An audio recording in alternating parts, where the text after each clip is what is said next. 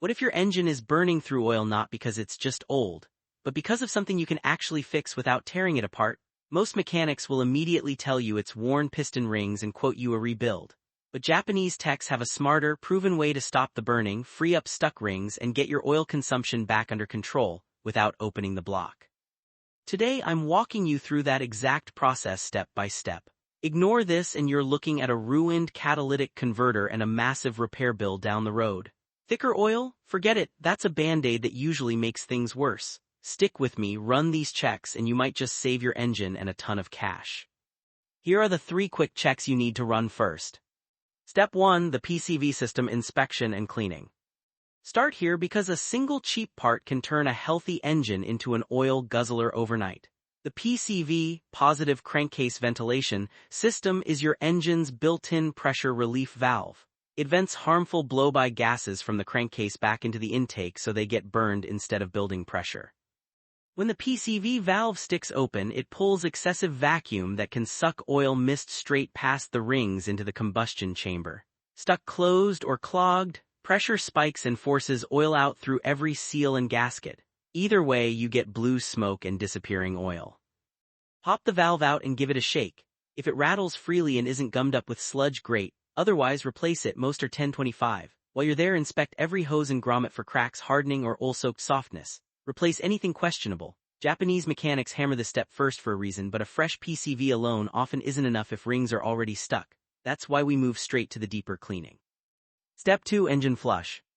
With the PCV breathing right, it's time to attack the sludge and varnish hiding in the crankcase and lower ring lands, the foundation that everything else depends on. Think of it like power washing the basement before remodeling the house. Grab a quality engine flush, something like sea foam or a similar solvent-based cleaner. On a tight budget, a measured pour of diesel can work in a pinch, but follow product instructions. Add it to the old oil, idle the engine for 10-15 minutes, no revving, no driving. Let those solvents dissolve carbon and varnish in the ring grooves and crankcase. Drain everything, change the filter, and do a quick rinse fill with cheap conventional oil. Run it briefly, then drain again. This loosens the oil control rings and preps them for the star of the show.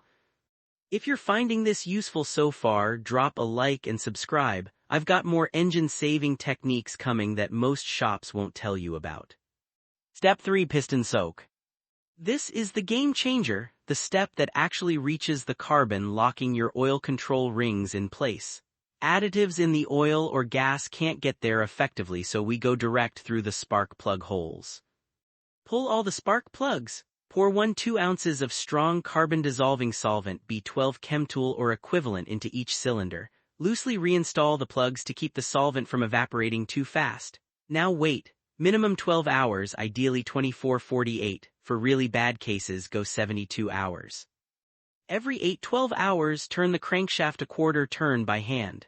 This moves the pistons and lets the solvent work every part of the ring grooves. If you see the fluid level dropping, that's a great sign. It's following the exact path your oil was escaping. Critical safety step before firing it up. Pull the plugs again, cover the holes with rags, disable ignition or fuel, and crank the engine in short bursts to expel any leftover liquid.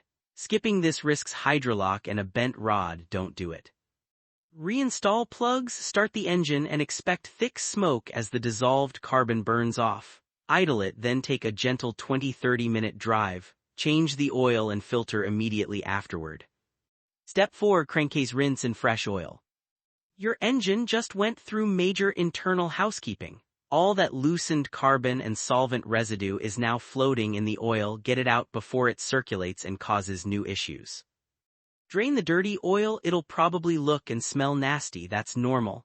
Install a fresh filter, fill with conventional oil as a rinse, idle a few minutes, take a short, easy drive, then drain it one last time.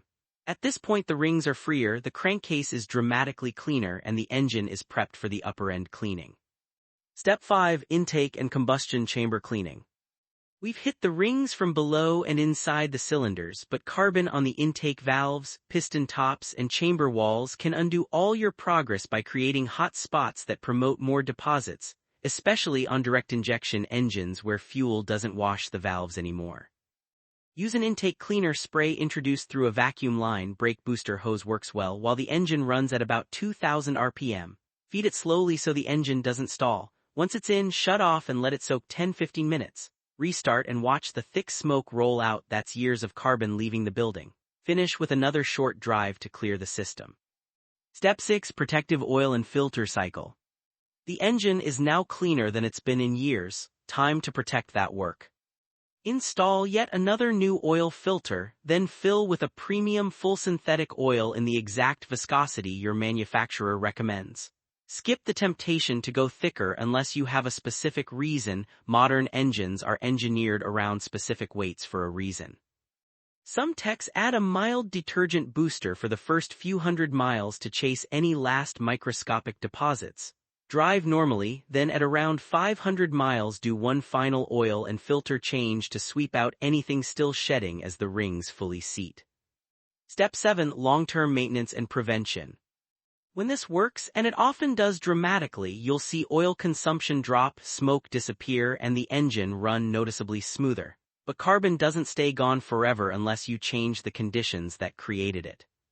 Stick with high-quality full synthetic oil that meets spec. Short oil change intervals to 3,000-5,000 miles on engines that previously burned oil.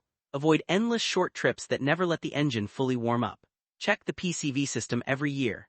And consider light preventive cleaning every 30-50k miles on engines known for carbon issues. Results you can realistically expect. When the main culprit is carbon-stuck rings on otherwise healthy cylinder walls, the transformation can be impressive. Engines that were drinking a quart every 501,000 miles often drop to almost nothing between changes. You'll likely notice smoother idle, sharper throttle response, better cold starts, less exhaust smoke, and sometimes even slight gains in compression and fuel economy. When this method will not work.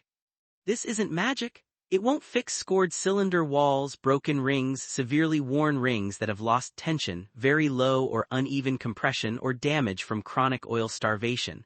That's why a compression test beforehand is cheap insurance. If the numbers are way off or the walls are damaged, you're looking at mechanical repair. Which engines respond best? Toyota 4-cylinders from the late 2000s-2010s with clogged ring drain holes, Subaru Boxers, GM 2.4L, BMW turbos, Honda 4s, and certain Nissan V6s are all strong candidates when caught before major wear sets in. Their designs make them prone to exactly this kind of carbon-related oil burning. Risks and warnings. Do it right and risks are low. Rush it or skip steps and you can hydrolock an engine, create a fire hazard with flammable solvents, or temporarily foul sensors cats with heavy smoke. Work in a well-ventilated area, use proper safety gear, and always clear cylinders before starting. On heavily neglected engines, removing carbon can sometimes temporarily drop compression by revealing existing wear, another reason for that pre-test. Done correctly, this Japanese-inspired approach has saved countless engines from the scrapyard. If your car is showing signs of oil burning, try these steps in order and let me know in the comments how it goes, especially which model and year you're working on. I read every comment and love seeing the before and after results. If you want the full list of habits Japanese mechanics use to make engines last 300,000 plus miles with almost no major repairs, check the video I linked in the description. Watch it next, your engine will thank you. Thanks for riding along, keep your oil where it belongs, and I'll see you in the next one.